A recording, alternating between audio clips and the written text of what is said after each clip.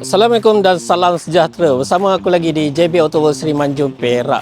So di hadapan saya ni ada sebiji Ativa tahun 2021 Advanced Spec.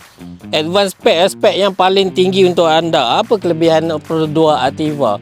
Pro 2 Ativa ni bernadikan enjin 1.0 turbo tuan-tuan. Jadi dia punya road tax sangat-sangatlah murah.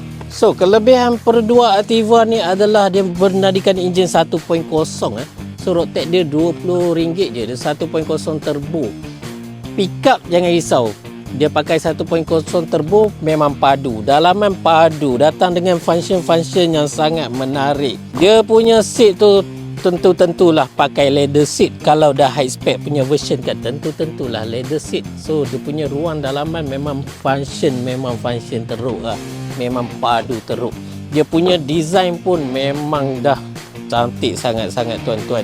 So saya rasa mesti ramai yang mencari Pro 2 Ativa ni kan. Sebab dia mampu milik jimat minyak. Mempunyai teknologi yang sangat-sangat advance.